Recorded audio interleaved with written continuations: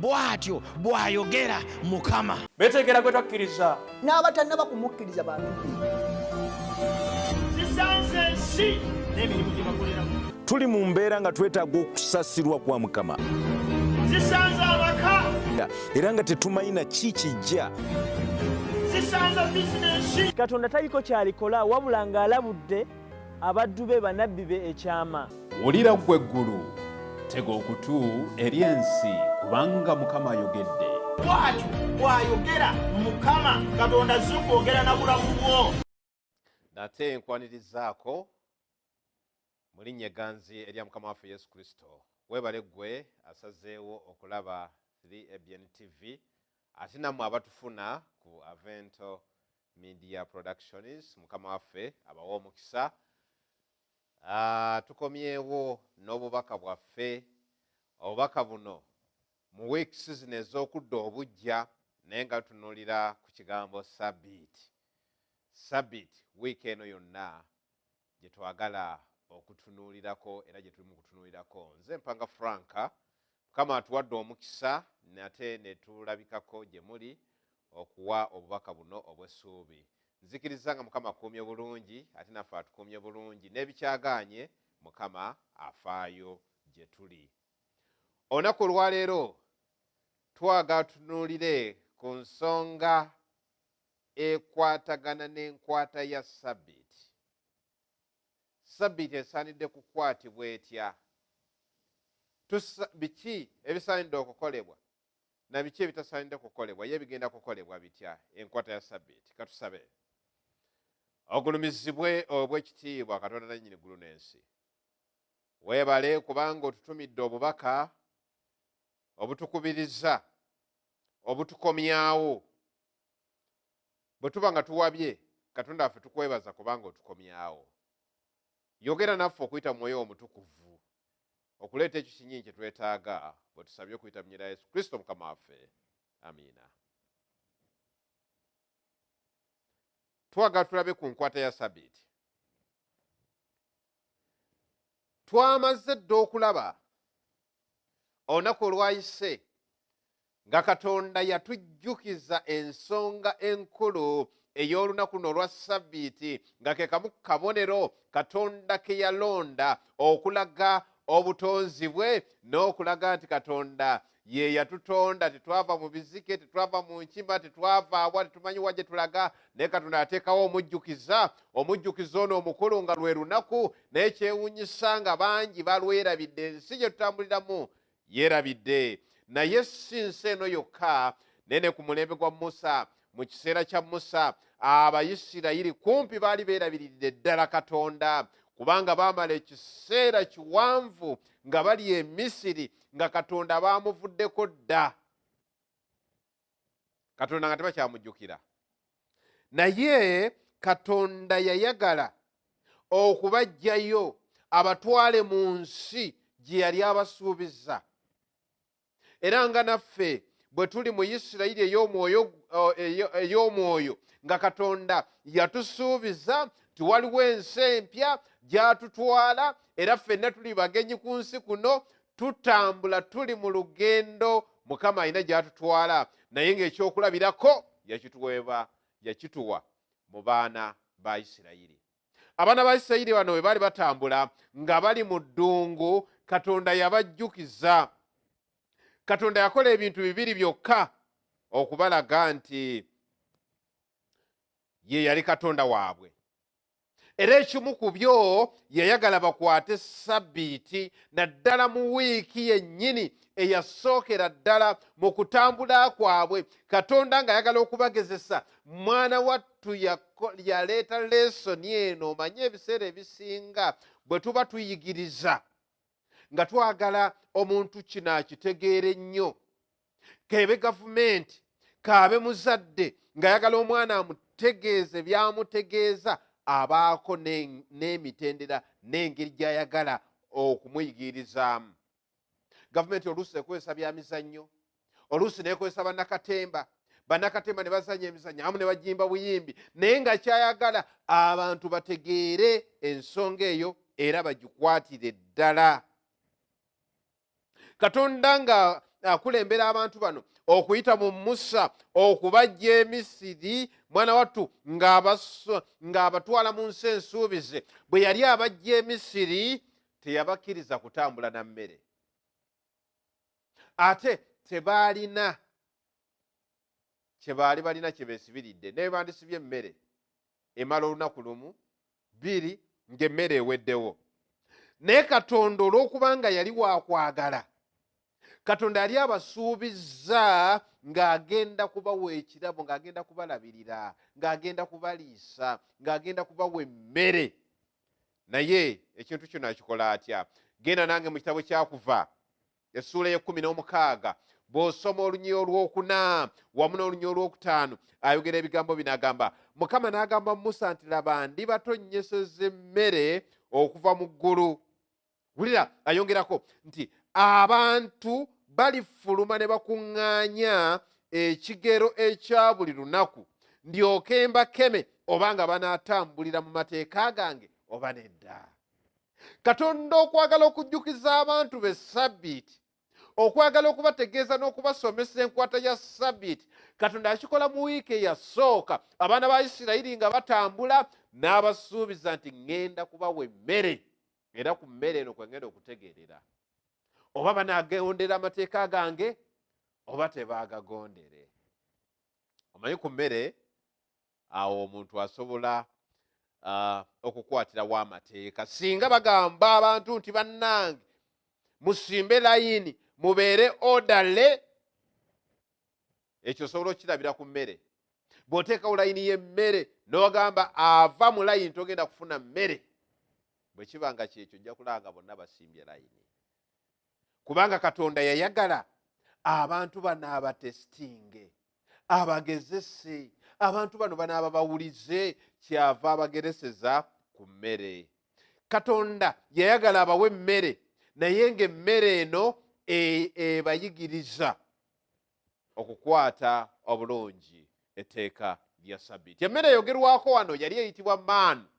Emmaanu tugimanyi, emmaanu eyagwanga obugwi n'egwa ne bakeera ne balonda. Emmaanu eno Katonda yali agiteeseteese nga lesoni, nga bonna ayagala okuyigiriza n'okutendeka abaana b'empisa, naye n'ogamba kambateekereteekere ku kijjulo.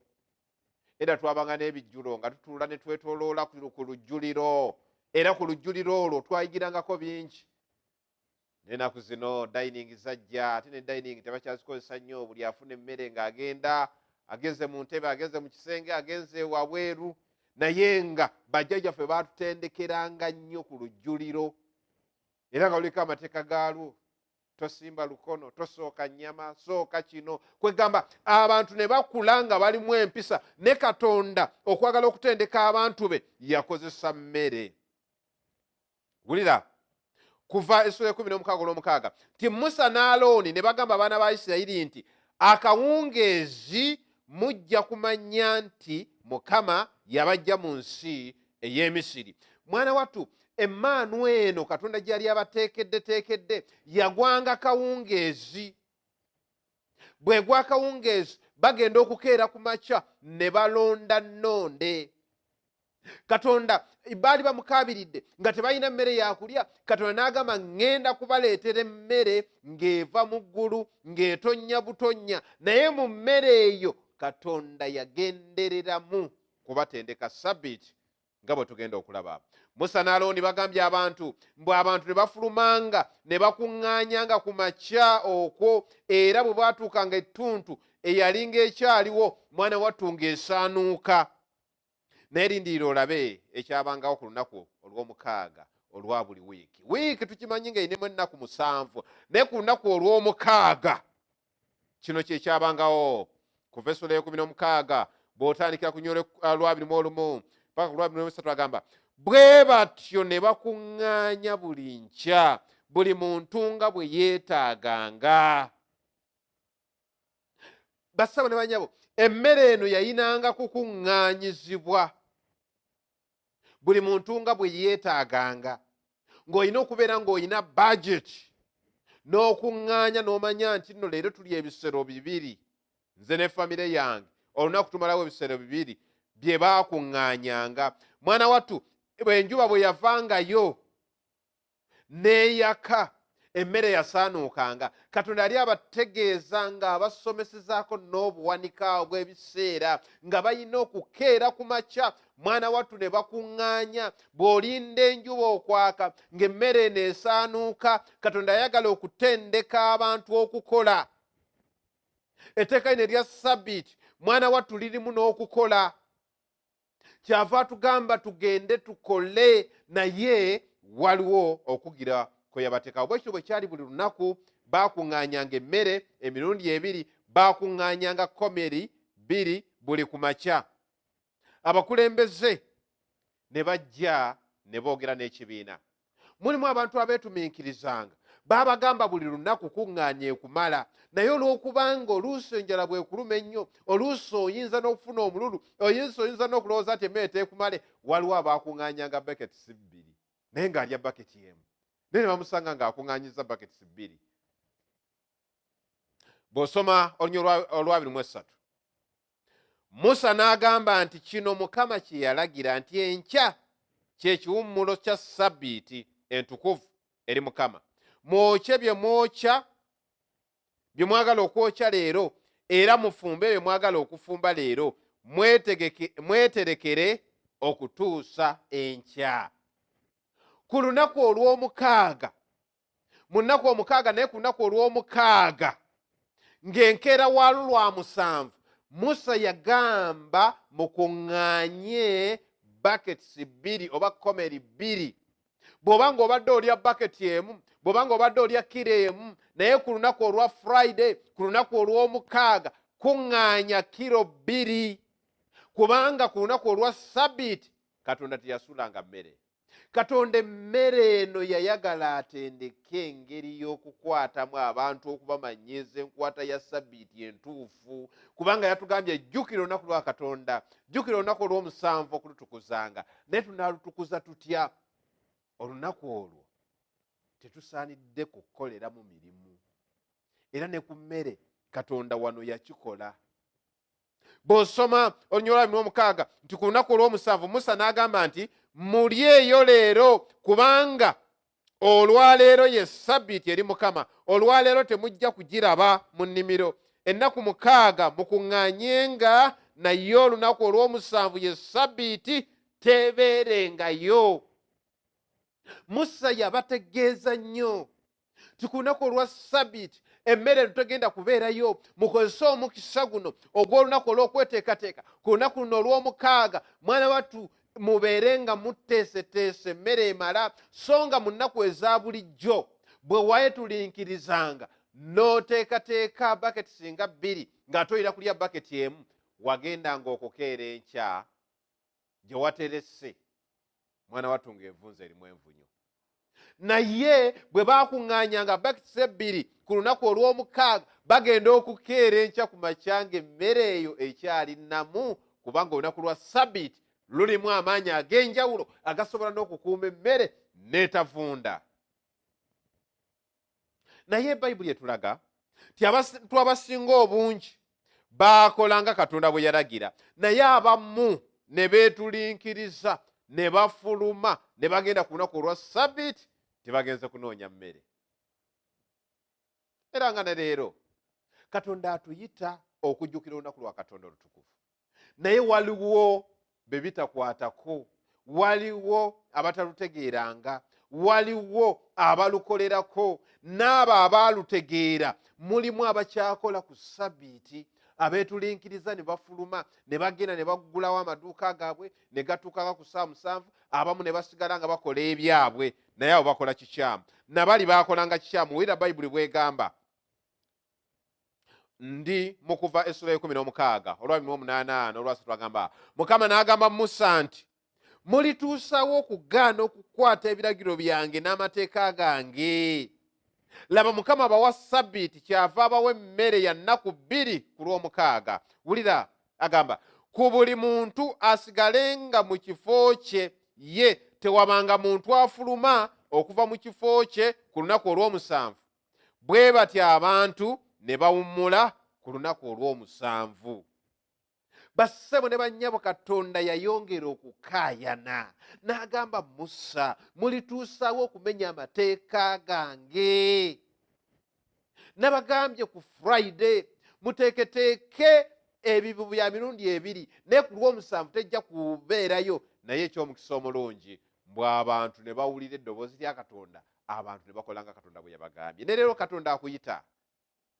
Waliwo okwonoona Ssabbiiti okugenderere okuli mu baana ba Katonda.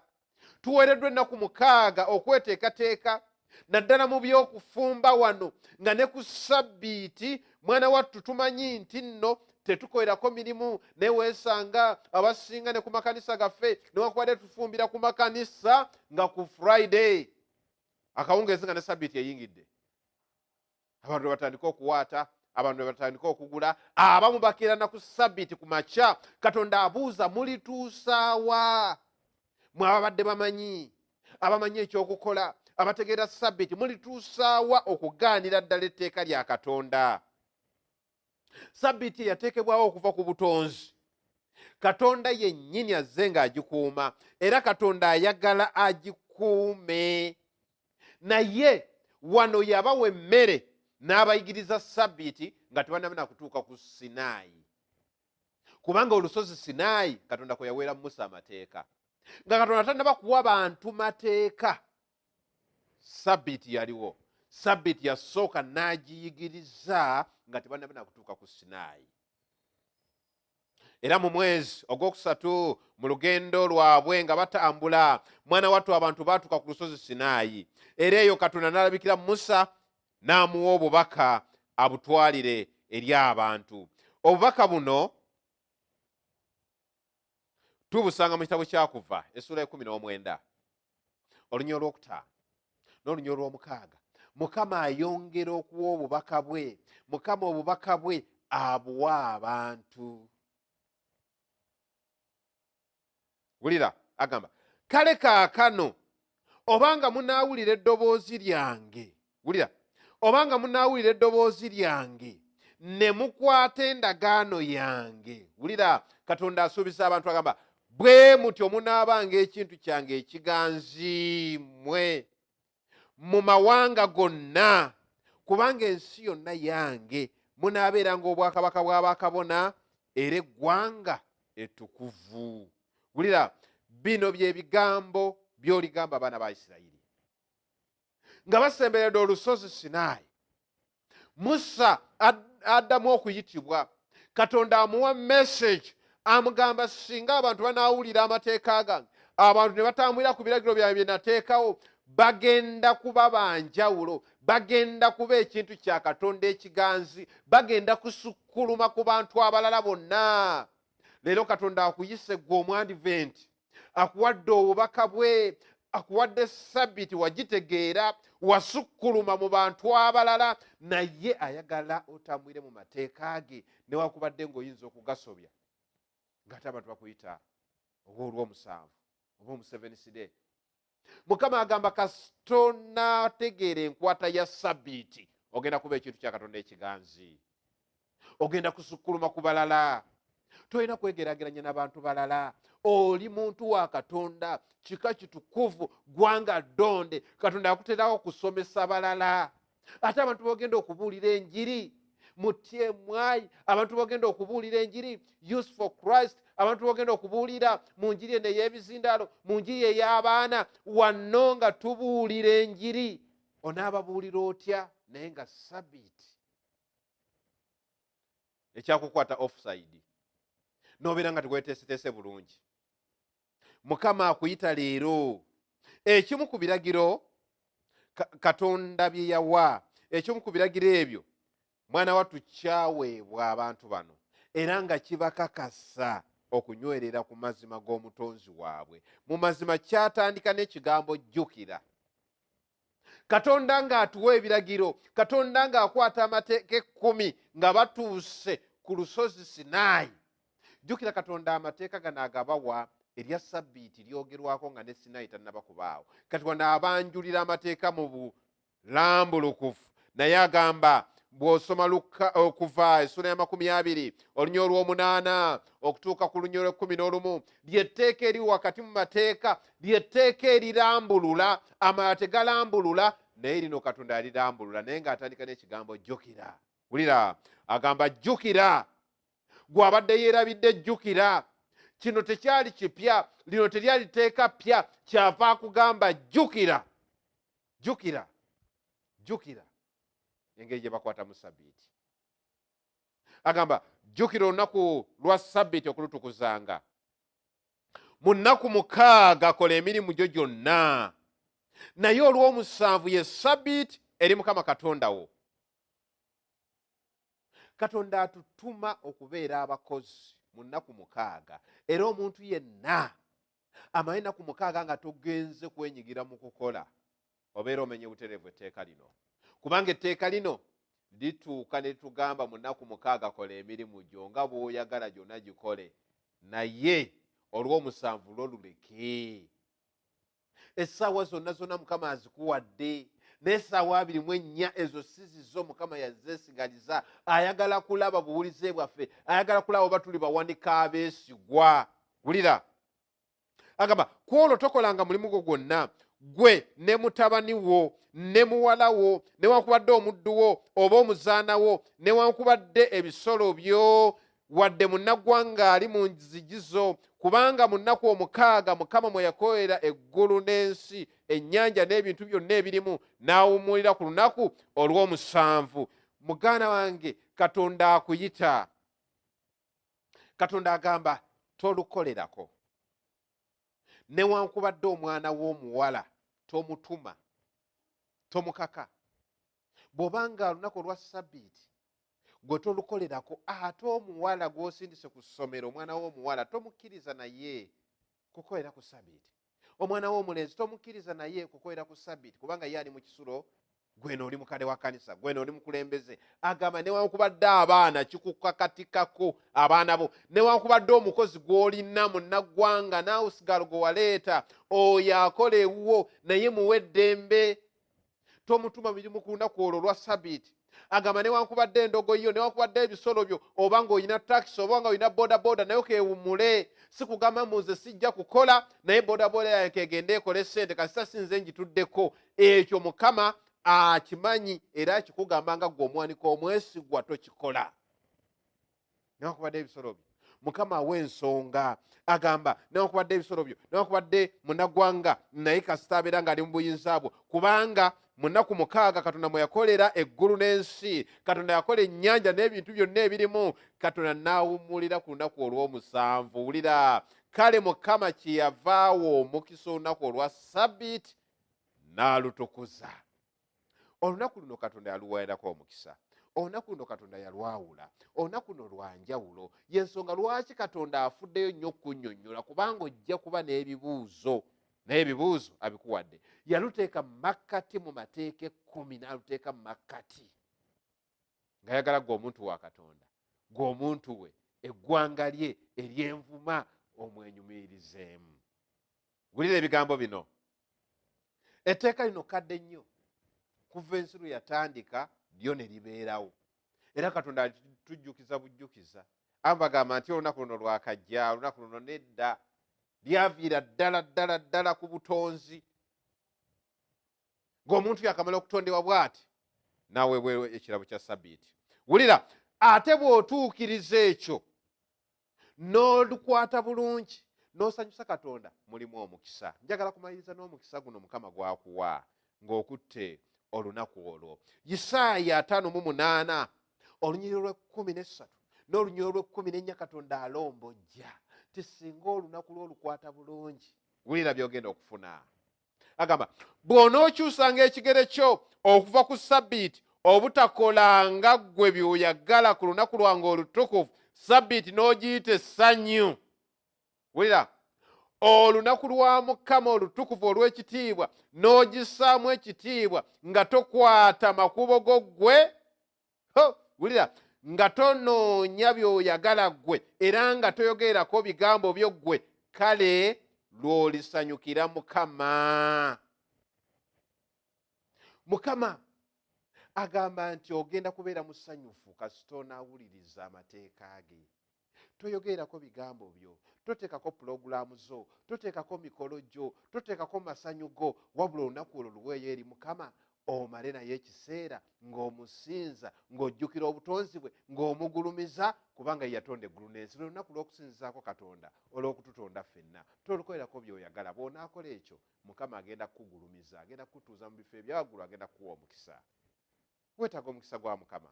Omukisa guli mu kukwata lunaku olwo obutalwonoona. Bw'obanga gy'oli ng'oyagala okufuna omukisa ogwo, neegattaako mu kusaba kuno. Katusabe.